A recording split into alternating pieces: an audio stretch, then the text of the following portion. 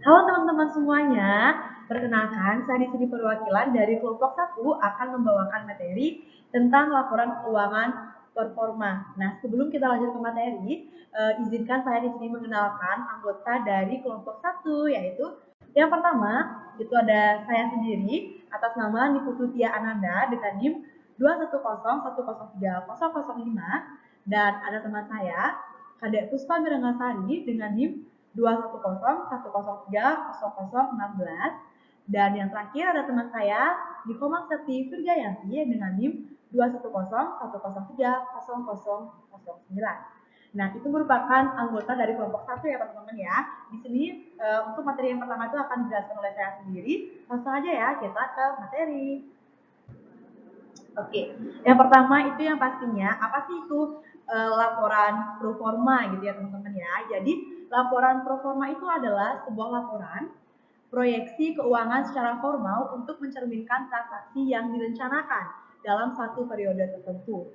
Nah, jadi laporan proforma merupakan salah satu komponen penting. Dia itu merupakan salah satu komponen penting ya teman-teman dari rencana bisnis karena dapat memperkirakan profitabilitas dan kondisi keuangan suatu perusahaan di masa yang akan datang. Jadi laporan performa itu menjadi bagian yang integral ya untuk meyakinkan calon kreditur dan investor untuk memberikan bantuan dana yang dibutuhkan suatu perusahaan. Nah, jadi laporan performa itu juga membantu pemilik perusahaan untuk merencanakan cara meningkatkan kekuatan keuangan dan pertumbuhan perusahaan yang sehat karena laporan ini dapat memperkirakan kondisi keuangan perusahaan sampai periode tertentu. Nah, jadi kurang lebihnya seperti itu ya teman-teman ya. Untuk laporan performa itu apa sih? Jadi itu dia yang sudah saya jelaskan tadi.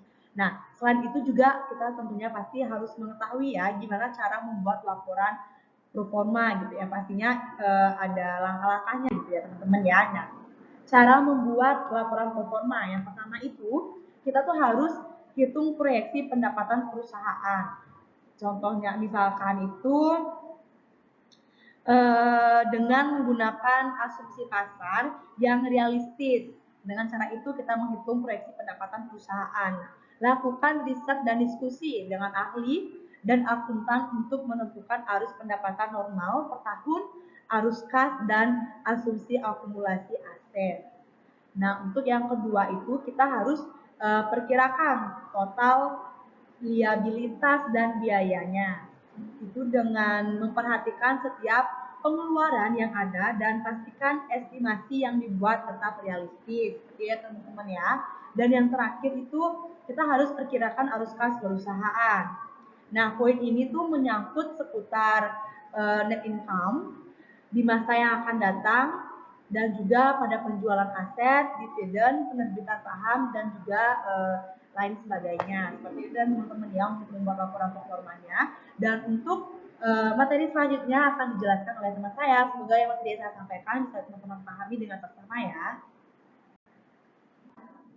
Selanjutnya, saya akan menjelaskan mengenai beberapa jenis laporan keuangan dan analisa keuangan, serta informasi yang dapat kita peroleh dari laporan tersebut. Jenis-jenisnya adalah yang pertama ada laporan laba rugi. Melalui laporan ini, kita dapat mengetahui kinerja perusahaan periode ini mengalami kerugian atau laba. Laporan ini akan membantu kita melihat apakah kinerja manajemen telah cukup baik dan lihat presentase beban terhadap penjualan apakah cukup wajar atau terlalu besar sehingga dapat menilai efisiensi beban yang dikeluarkan. Yang kedua adalah neraca. Dengan neraca kita dapat mengetahui berapa aset atau harta, jumlah hutang dan modal yang dimiliki perusahaan. Selanjutnya ada laporan perubahan ekuitas. Melalui laporan ini kita dapat mengetahui berapa modal yang disetor pemilik dan modal lainnya yang disetor pada awal perusahaan berdiri. Kemudian berapa laba yang ditahan untuk dijadikan tambahan modal dan berapa price atau penarikan keuntungan yang telah diambil. Yang ketiga ada laporan arus kas.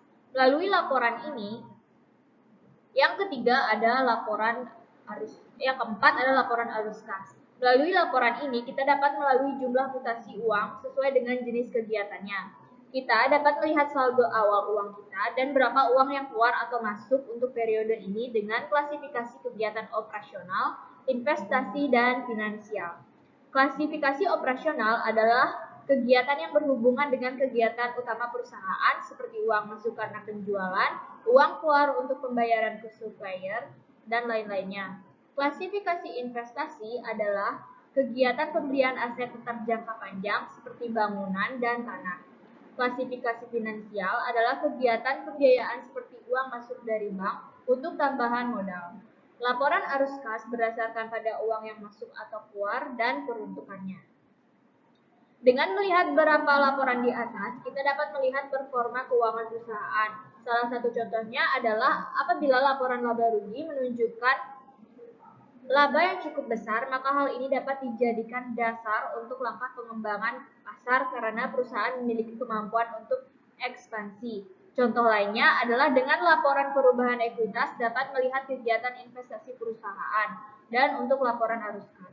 Apabila terlihat arus kas negatif, menunjukkan bahwa perusahaan sedang membutuhkan uang tunai, sehingga dapat dilakukan langkah supaya periode selanjutnya arus kas tidak lagi menjadi negatif. Salah satunya dengan meningkatkan penerimaan tunai. Sekian penjelasan dari saya, selanjutnya akan dijelaskan oleh teman saya. Baik, di sini saya akan menjelaskan tentang prosedur penyusunan laporan keuangan performa. Nah, prosedur penyusunan laporan keuangan performa itu meliputi beberapa langkah. Nah, yang pertama itu ada memproyeksikan penjualan untuk sejumlah periode pada masa mendatang. Yang kedua, memproyeksikan biaya operasional atau harga pokok penjualan, dan administrasi, biaya pajak luar bunga, dan kemudian menurunkan proyeksi pendapatan operasional. Yang ketiga itu ada memproyeksikan total aset, hutang, dan modal saham yang diperlukan untuk mendukung tingkat operasi yang diproyeksikan pada poin pertama dan poin kedua. Nah, yang keempat itu ada menentukan biaya pendanaan dari hutang pada poin ketiga dan kemudian menurunkan dari pendapatan operasional untuk memperoleh laba bersih proyeksi. Dan yang terakhir itu ada menurunkan laporan aliran kas dari laporan keuangan yang diproyeksikan atau laporan laba rugi dan neraca. Nah, oke teman-teman, jadi itu sekian presentasi dari kelompok 1. Jika teman-teman memiliki pertanyaan, silahkan sampaikan pada kolom komentar. Oke, terima kasih.